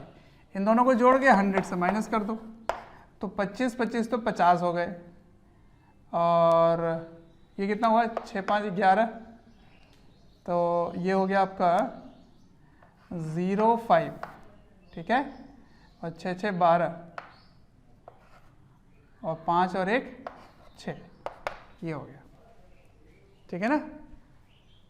हाँ, तो इसको अगर माइनस करोगे तो ये भी 50 हो जाएगा और ये 9 में से 2 गया तो 7 हो गया और 9 में से 6 गया तो 3 हो गया। तो this is your answer, 37.5 joule का लॉस हुआ है। तो ये तो खैर मैथमेटिक्स से मैं कुछ खास इसमें नहीं समझाना चाह रहा। समझने वाली बात क्या है कि अगर आपको ये फॉर्मूला याद होता है तो आप लॉस कैसे निकालते हैं। लॉस होता है हमेशा इनिशियल काइनेटिक एनर्जी को फाइनल से माइनस कर दो तो लॉस पता चल जाएगा आपको, सही है। अच्छा, इनिशियल में केवल यही चल रहा था इसीलिए हाफ एम वी स्क्वायर हुआ और फाइनल में दोनों चल रहे हैं तो दोनों की half m v one square plus half m v two square, तो हाफ एम मैंने कॉमन ले लिया तो ये फाइनल हो गया। ये इनिशियल था, दोनों को सब्ट्रैक्ट किया तो काइनेटिक एनर्जी निकल आया, ठीक है। एक और क्वेश्चन करते हैं। नेक्स्ट क्वेश्चन देखिए, इस बार 10 ग्राम का एक ऑब्जेक्ट है जो किसी वेलोसिटी से वो जा रहा था और दूसरा भी 10 ग्राम का ही है, आइडेंटिकल मास है, वो भी रेस्ट पर है। तो देखो फिर से वही बात, आइडेंटिकल मास रेस्ट है तो आपको बार बार वो चीज़ आपको यहाँ से ये चीज़ हाईलाइट किया जा रहा है कि आपको वो रिजल्ट कैसे याद करके रख लेना है। तो V1 क्या होगा 1 minus e by 2 into you और V2 क्या होगा 1 plus e by 2 into you, collision के बाद, है ना। कोलिजन के बाद दोनों की वेलोसिटीज़ ये होगी V1 और V2, ऐसे निकालोगे, ठीक है। तो दोनों के मासेस सेम है, इसकी वैल्यू एक 100 ग्राम है। तो क्वेश्चन में ये गिवन है कि अगर final kinetic energy after collision 0.2 joule है, final kinetic energy after collision 0.2 joule है, तो बताओ मैक्सिमम और minimum possible value of u क्या हो सकता है। मतलब इसमें क्या गिवन नहीं है, ई नहीं गिवन है, तो आपका मैक्सिमम और मिनिमम आंसर ई के मैक्सिमम और मिनिमम आंसर पे डिपेंड करेगा, सही है।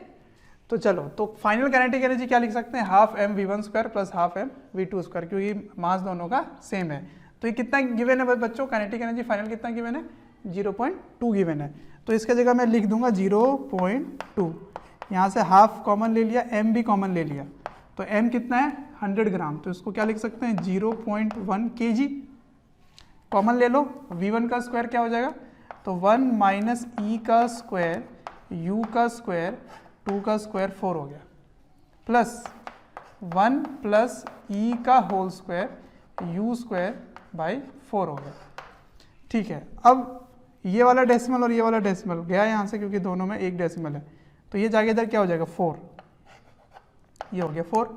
इन दोनों का 4 4 है तो आप एलसीएम ले सकते हैं, इसमें से यू स्क्वायर को बाहर निकाल लो, तो एक्सक्यूज मी, तो a माइनस बी का whole square a plus b का होल स्क्वायर क्या होता है, इसमें माइनस 2ab वाले टर्म कैंसिल हो जाएंगे, तो मतलब a square plus b square होगा दोनों बार, तो यहाँ से 2 को कॉमन ले लीजिए, a स्क्वायर हो गया 1 a square plus b square, ठीक है। यहाँ से मैंने u स्क्वायर को बाहर निकाल लिया था बाय 4, सही है। तो अब ये 2 हो गया और 2 जगह इधर मल्टीप्लाई हो गया 8 हो गया, ओके। तो इधर जाके डिवाइड होगा, u की वैल्यू आपको कैलकुलेट करनी है। तो देखिए ध्यान से, u स्क्वायर इधर जाके 8 हो चुका है और इधर जाके डिवाइड हो जाएगा ये, तो u square is equals to क्या आ रहा है, u square is equals to 4 2 जा 8 बाई 1 प्लस ई स्क्वायर, ठीक है। ये हो गया u स्क्वायर। अब आपको मैक्सिमम और मिनिमम फाइंड करना है, तो u की वैल्यू क्या होगी यहाँ से, तो u की वैल्यू यहाँ से हटा दो तो यहाँ रूट हो जाएगा, यहाँ रूट हो जाएगा, है ना। तो फॉर u मैक्स, बच्चों अगर हमारे वीडियोस आपको पसंद आते हैं, आपको हमारी जो मेहनत है वो आपको अच्छी लगती है, तो आप हमारे वीडियोस को ज़रूर लाइक करें और शेयर करें। शेयर इसलिए मैं करने बोल रहा हूँ क्योंकि आपके शेयर करने से ज़रूरतमंद बच्चों तक ये वीडियोस पहुँच सकता है, जिनको एक पर्टिकुलर टॉपिक काफ़ी वीक लग रहा है या एक ऐसा चैप्टर है जिसके बारे में एक पर्टिकुलर टॉपिक उनको अच्छे से पढ़ना है, तो उन तक पहुँच सकता है ये। अंत में मैं आपसे यही कहना चाहूँगा कि आपके स्नेह, अफेक्शन, प्यार देखकर हमारी पूरी मोशन की टीम काफ़ी मोटिवेटेड है आपको क्वालिटी कंटेंट देने के लिए। फॉर u मैक्स, इसकी अगर मैक्सिमम वैल्यू लोगे तो इसकी मिनिमम लेनी पड़ेगी, तो u मिनिमम लेनी पड़ेगी। तो u मिनिमम कितना होगा, 0, ठीक है। तो ये 0 हुआ तो √8 आ गया, तो मैक्सिमम वैल्यू क्या हो गई, u मैक्स इज √8, और √8 क्या होता है, 4 × 2 मतलब 2√2 मीटर पर सेकेंड, ठीक है। अच्छा, for u minimum e max होना चाहिए, और वो कितना होगा, 1। तो ये 1 होगा तो 1 + 1 2, 2 और 4 कैंसिल हो गया, 4, √4 कितना हो जाएगा, तो u minimum is √4 and √4 is 2 metre per second. तो कभी कभी इस तरह के भी क्वेश्चन आ सकते हैं, तो मैक्सिमम और मिनिमम के बारे में बात की जाएगी, ठीक है। तो आपको ये फॉर्मूला यूज करके रखना है। तो चलो अब नेक्स्ट टाइप के क्वेश्चन की तरफ बढ़ेंगे, ठीक है, नोट डाउन कीजिए। अब आइए इलास्टिक कोलिजन के लिए क्वेश्चन जो हैं उनको करते हैं, ठीक है। क्या किया मैंने, दोनों के मासेस आइडेंटिकल ले लिए, एक 10 इधर से आ रहा है, 5 इधर से जा रहा है, ठीक है। ये रेस्ट नहीं है, सॉरी, ये हटा लीजिए, ये 5 से जा रहा है इधर, ये 10 से इधर जा रहा है, E = 1 है, ओके। तो इलास्टिक कोलिजन के सवाल है, इलास्टिक कोलिजन लिखा हुआ है या E = 1 लिखा हुआ है, कोई भी एक चीज लिखा रहेगा। तो कोलिजन के बाद क्या होगा जरा बताना। मैंने आपको क्या बताया था कि अगर आइडेंटिकल मासेस हैं और E = 1 है और E = 1 है, E = 1 है, आइडेंटिकल मासेस E = 1 है, तो आफ्टर कोलिजन आप क्या बोल सकते हैं, आफ्टर कोलिजन आप बोल सकते हैं कि दोनों की वेलोसिटीज एक्सचेंज हो जाएगी, इंटरचेंज हो जाएगी, है ना, एक दूसरे को वेलोसिटी मिल जाता है। तो आप सिंपल कर सकते हैं बिना किसी यहाँ कंफ्यूजन के कि ये 5 इसको मिल जाएगा, तो m ये 5 है, अब इधर से ये जाने लगेगा 5 मीटर पर सेकेंड से, और ये जो m है ये इधर जाने लगेगा 10 मीटर पर सेकेंड से, ये इसको मिल जाएगा, ये इसको मिल जाएगा, ठीक है। तो इसी कंसेप्ट पे बेस्ड मैं अगला सवाल आपसे पूछता हूँ, है ना। अगला सवाल क्या है, यही है और यही है, पर बीच में 2 और है, देखो ध्यान से। तो ये m मास का है, ओके, ये 10 मीटर पर सेकेंड से जा रहा है, और यहाँ पर एक m मास का है जो कि रेस्ट पर है, और यहाँ भी एक m मास का है जो कि रेस्ट पर है, रुका हुआ है, और यहाँ भी एक m मास का है जो इसके तरफ आ रहा है 5 मीटर पर सेकेंड से, ठीक है। तो कोलिजन के बाद बताना है इनकी वेलोसिटीज क्या होगी अगर हर जगह इलास्टिक कोलिजन है, तो इलास्टिक कोलिजन है, ठीक है। तो बताना है कि क्या होंगी इनकी वेलोसिटीज। तो कैसे करेंगे, देखो 2-2 करके करना शुरू करो, है ना। तो सबसे पहले इन दोनों को देखो, इन दोनों को, तो जब इन दोनों में कोलिजन होगा, इसको मैं ले देता हूँ 1, ये 2, ये 3, ये 4। तो पहले 1 और 2 में देखो, ये 1 है, तो इन दोनों की वेलोसिटी इंटरचेंज हो जाएगी, तो इसकी वेलोसिटी क्या हो गई, रेस्ट, और इसकी वेलोसिटी क्या हो गई, 10 मीटर पर सेकेंड, ठीक है। अब 3 और 4 का देखो, 3 और 4 में ये वाली वेलोसिटी इसको मिल जाएगी और ये वाली वेलोसिटी इसको मिल जाएगी, ठीक है। तो 3 और 4 में अब जो m है वो कितने से जाने लगा, 5 मीटर पर सेकेंड से, और जो 4 है वो रेस्ट पे आ जाएगा, है ना। ये 4 यहाँ आएगा और ये आगे बढ़ने लगेगा, 1 यहाँ आएगा और 2 आगे बढ़ने लगेगा। ठीक है, अब इन दोनों में होगा 2 और 3 में, तो 2 और 3 में जब होता है, ये 2 है और 3 में होगा, तो ये वाली वेलोसिटी इसको मिल जाएगी, तो ये इधर से 5 मीटर पर सेकंड से जाने लगेगा, और ये वाली वेलोसिटी इसको मिल जाएगी और ये इधर 10 मीटर पर सेकंड से जाने लगेगा। अब 3 और 4 में कोलिजन होगी, तो 3 और 4 में जब होगी यहाँ पर, तो 3 अब आ जाएगा रेस्ट पर, और जो 4 है वो जाने लगेगा ये वाले वेलोसिटी से, कितना हो जाएगा इधर 10 मीटर पर सेकेंड। सिमिलरली 2 और 1 में जब कोलिजन होगी तो 2 की वेलोसिटी 1 को मिल जाएगी, और 2 जो है 1 वाली वेलोसिटी ले लेगा, तो 1 रेस्ट पे था तो इसकी वेलोसिटी रेस्ट पे आ जाएगी, तो 2 जो है वो आ जाएगा रेस्ट पर, और जो 1 है वो जाने लगेगा 5 मीटर पर सेकेंड से। तो कहने का मतलब है यही हुआ, ये जो कोने वाला वेलोसिटी था वो इस कोने वाले वेलोसिटी को मिल गई, ऑब्जेक्ट को मिल गई, और इस कोने में जो ऑब्जेक्ट था उसकी वेलोसिटी इस कोने में जो मास है उसको मिल गई। ठीक है, तो रास्ते में अगर कोई रुका हुआ है और आइडेंटिकल मास है और E = 1 है, तो बस एंड्स वाले वेलोसिटीज भी एक्सचेंज हो सकते हैं। ठीक है, तो आपने एक देखा होगा ऐसे क्रेडल, न्यूटन क्रेडल होता है ऐसे, है ना, ऐसे कई सारे आइडेंटिकल होते हैं ऐसे, तो इधर से आके इधर हिट होता है तो इधर से ये निकल जाता है ऐसे, फिर इधर आके हिट करता है तो ये वाला इधर निकल जाता है, ये हमेशा आपको रेस्ट पर ही नज़र आते हैं ये वाले।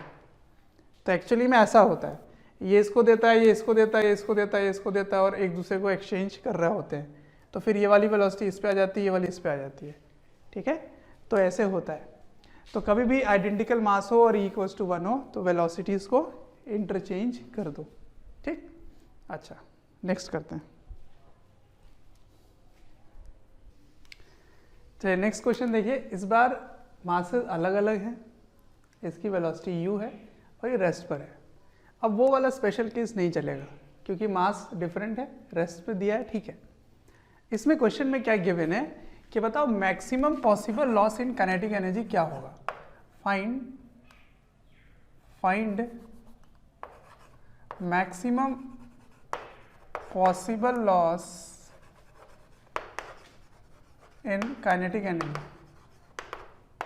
After collision.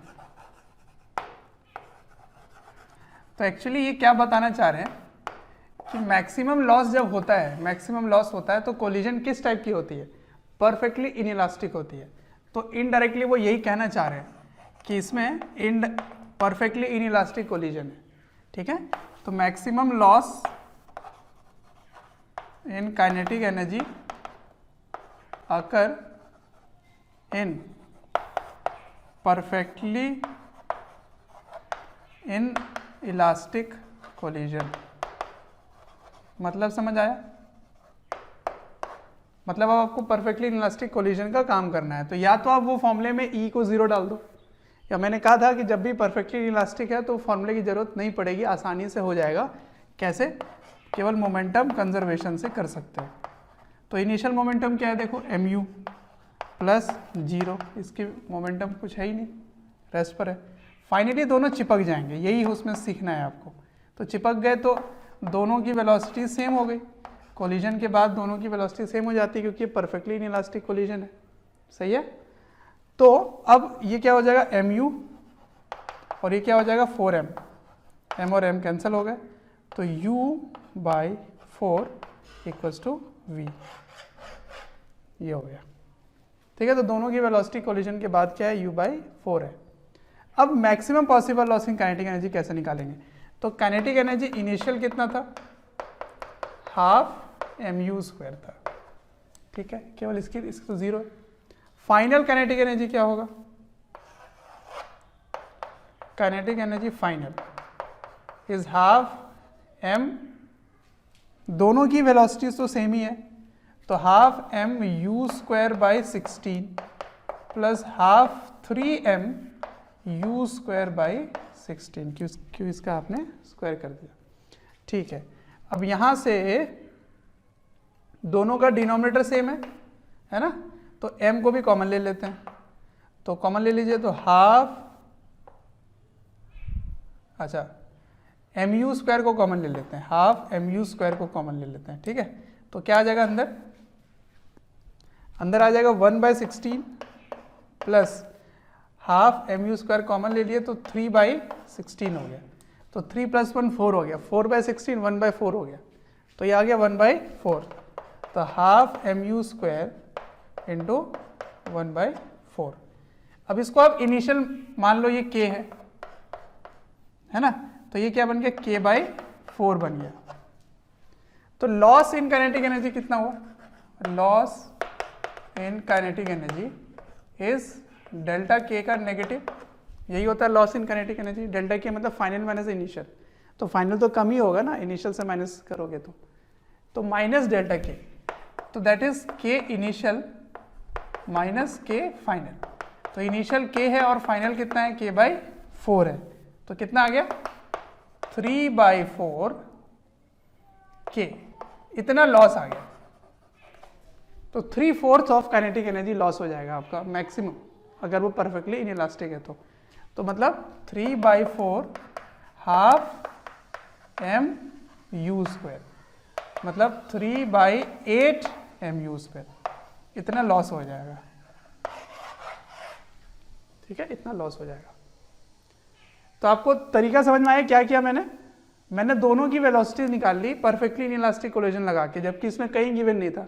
तो कैसे मैंने ये समझा कि मैक्सिमम पॉसिबल लॉस है, तो मैक्सिमम पॉसिबल लॉस हमेशा परफेक्टली इनइलास्टिक कोलिजन में ही होता है।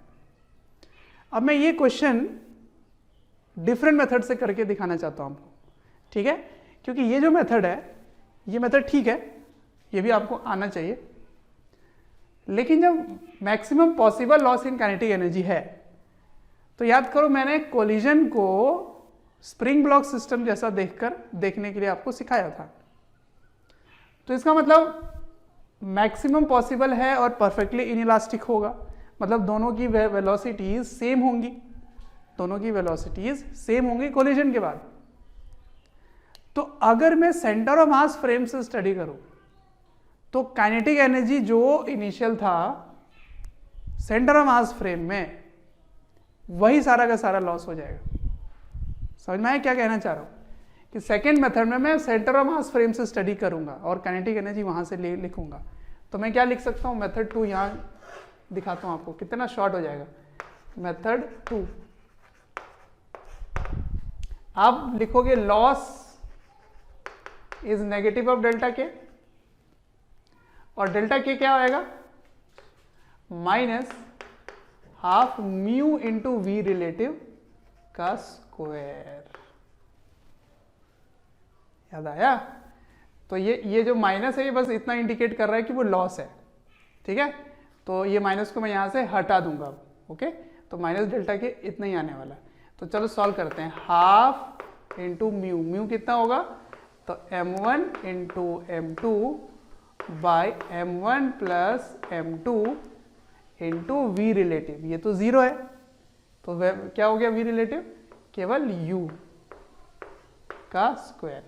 तो आंसर देखो तो आ गया क्या, हाफ इंटू 3m बाई 4, एक m और एक m मैंने काट दिया, एक ही लाइन में काट दिया, इंटू यू स्क्वायर। अरे ये तो वही है, देख रहे हो, केवल 2 लाइन में आंसर है। तो ये जो मैं मेथड बताया था आपको ना, स्प्रिंग ब्लॉक सिस्टम जैसा ही होता है कोलिजन, उसको इसलिए क्योंकि कहीं कहीं रिजल्ट जो वहां हमने पढ़ा था वो कोलिजन में लगा सकते हैं, ठीक है। तो जब भी परफेक्टली इनइलास्टिक कोलिजन हो तो सेंटर ऑफ मास फ्रेम में पहुंच जाओ। तो सेंटर ऑफ मास फ्रेम में काइनेटिक एनर्जी क्या होता है, half mu v relative square, ठीक है। तो ये हो गया काइनेटिक एनर्जी में चेंज। एक्चुअली ये क्या लिखा हुआ है पता है आपको, डेल्टा के, यहाँ से माइनस हट जाना चाहिए। ये डेल्टा के मतलब क्या है, के इनिशियल माइनस के फाइनल। तो फाइनल काइनेटिक एनर्जी तो 0 हो गया ना सेंटर ऑफ मास फ्रेम में, सेंटर ऑफ मास फ्रेम में फाइनल काइनेटिक एनर्जी 0 हो गया, कारण दोनों की वेलोसिटी सेम हो गई, तो वी रिलेटिव क्या होगा 0। तो ये माइनस तो ऐसे भी हट चुका है, ठीक है, तो कंफ्यूज मत होना। तो इनिशियल काइनेटिक एनर्जी ही मैंने लिखा है केवल, फाइनल काइनेटिक एनर्जी 0 हो गया, क्योंकि परफेक्टली इनइलास्टिक में v दोनों का सेम है। तो काइनेटिक एनर्जी का डिफरेंस ही तो चाहिए था आपको, तो मैं सेंटर मास फ्रेम में जाके स्टडी कर लिया, ठीक है। तो ये हो गया maximum loss in kinetic energy 3/8। तो दोनों मेथड आपको आना चाहिए। चलिए नोट डाउन कीजिए। अब नेक्स्ट क्वेश्चन देखते हैं इसमें। चलिए नेक्स्ट क्वेश्चन देखिए क्या है। ये एक बार ऐसा रखा गया है जैसे हॉरिजॉन्टल में रखा हो ऐसे, है ना। इसका मतलब ये है कि ग्रेविटी का कोई भी इन्फ्लुएंस इसमें नहीं आएगी। अच्छा, कोएफिशिएंट ऑफ रेस्टिट्यूशन कितना गिवन है? 0.5। एक 2m है, एक m है।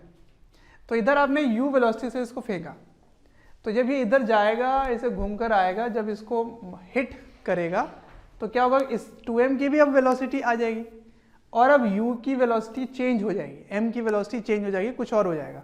तो सवाल है कि कितने टाइम बाद वो फिर से कोलाइड करेंगे, ठीक है? कितने समय बाद वो फिर से कोलाइड करेंगे आफ्टर फर्स्ट कोलिजन लिखा हुआ है ना।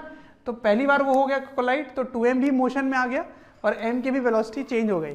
तो बताना है कि अब कितने समय बाद फिर से वो कोलाइड करेंगे, ये सवाल है। तो देखो, इसको स्टडी करने के लिए काफ़ी कॉम्प्लेक्स सिचुएशन लग रहा है। अच्छा, एक और बात बता दूं, ये जो r है ना, वो यहाँ के लिए है कि यहाँ के लिए, ये आपके लिए मतलब डिस्कशन नहीं होना चाहिए, क्योंकि इसके साइज के मुकाबले इन दोनों का बीच का डिस्टेंस जो है ना, वो बहुत ना के बराबर है। इसका मतलब आप बोल सकते हो कि ये रेडियस इनर या आउटर जो है वो ऑलमोस्ट सेम ही है, बिल्कुल यहाँ का है। तो इसको आप मान सकते हो कि ऑलमोस्ट एक सर्कल ही है, ऐसे मान सकते हैं, ठीक है। अच्छा ठीक है, वो बात तो हो गई। अब हम डिस्कशन करते हैं कि ये इस टाइप के क्वेश्चन में दोनों मूव कर रहे हैं और एंगल्स पे मूव कर रहे हैं। तो ठीक है, एक तो आप अपना एंगल पता कर लोगे कितने डिस्टेंस पे कवर होगा और वो निकाल लोगे, पर मैं वो नहीं बताना चाह रहा आपको। मैं आपको एक कंसेप्ट देना चाह रहा हूँ इस क्वेश्चन के थ्रू, जो आप आगे भी यूज कर सकते हो। वो क्या है? वो है ई की वैल्यू। ई की वैल्यू को कैसे आपने डिफाइन किया था? ई की वैल्यू को डिफाइन किया था v2 minus v1 by u1 minus u2। अब इसको जरा देखो क्या लिखा हुआ है। ये लिखा हुआ है वेलोसिटी ऑफ सेपरेशन और वेलोसिटी ऑफ अप्रोच लिखा हुआ है, ठीक है। पर क्या इसको मैं ऐसे भी पढ़ सकता हूं कि ये रिलेटिव वेलोसिटी है आफ्टर कोलिजन, और क्या मैं इसको पढ़ सकता हूं रिलेटिव वेलोसिटी है बिफोर कोलिजन, है ना। तो इसका मतलब E की डेफिनेशन होती है V relative after by U relative before, ये भी बोल सकते हो आप। अब इसका फायदा मुझे यहां कैसे मिलेगा? ऐसे मिलेगा कि अगर आप रिलेटिव मोशन से इसको स्टडी करो तो कोलिजन के बाद 2m की वेलोसिटी इधर होगी और u की वेलोसिटी हो सकता है ऑपोजिट हो जाए या इधर हो जाए, जो भी हो। पर अगर आप 2m में बैठकर देखोगे तो आपको क्या लगेगा कि m जो है वो फिर से एक पूरा चक्कर लगा के मेरे पास आकर वो हिट कर रहा है। तो रिलेटिव मोशन से करना इसको काफ़ी आसान कर सकते हैं। तो फिर टाइम क्या होगा? Time is equals to s relative by v relative after collision. क्या मैं बोल सकता हूं इसको? रिलेटिव मोशन से स्टडी करने से ये होगा, क्योंकि ये हॉरिजॉन्टल प्लेन तक कोई एक्सेलरेशन नहीं आने वाला, तो time is equals to distance by speed कर सकते हो रिलेटिव। अब रिलेटिव डिस्टेंस मुझे पता है वो क्या होगा, 2 पाई r होगा। अब v रिलेटिव कैसे लिखोगे? तो वो यहां से लिख सकते हो आप, देखो ध्यान से। इसको क्या लिख सकते हैं? v relative is equals to e times u relative. अब एक की वेलोसिटी तो 0 है और एक की वेलोसिटी u है, तो कोलिजन के बाद इसकी रिलेटिव वेलोसिटी क्या होगी? u होगी, है ना। तो इसको क्या लिख सकते हैं? e times u, that is 0.5 u, है ना। कितना दे रखा है? 0.5। तो इसको किससे डिवाइड कर दोगे? e टाइम्स u से। तो that is 2 pi r by 0.5 u। तो ये चला गया ऊपर, तो ये बन गया 4 पाई r बाई u। इतने टाइम में फिर से कोलिजन हो जाएगी, ठीक है। तो देखो ये क्वेश्चन काफ़ी आसान हो जाता है अगर रिलेटिव से करते हैं, और रिलेटिव का कंसेप्ट यहाँ यूज़ करोगे, v relative after by u relative before is e, ठीक है। तो ये भी क्वेश्चन काफ़ी अच्छा था, ठीक। चलिए अब नेक्स्ट कंसेप्ट की तरफ बढ़ेंगे, जिसमें मैं सिखाऊंगा कि अगर फ्लोर के साथ कोलिजन हो, वॉल्स के साथ, फ्लोर के साथ, तो फिर कैसे आगे की काम कर सकते हैं अगर ई के टर्म्स में पूछा जाए तो, है ना। क्या मैक्सिमम हाइट होगी, कितना डिस्टेंस कवर होगा, टाइम कितना लगेगा उसको रुकने में, कितना डिस्टेंस कवर होगा, ठीक है। फिर उसको प्रोजेक्टाइल से लिंक करेंगे, ओब्लिक कोलिजन पढ़ेंगे, ये सब करने वाले हैं, ठीक। इसको नोट डाउन कर लीजिए।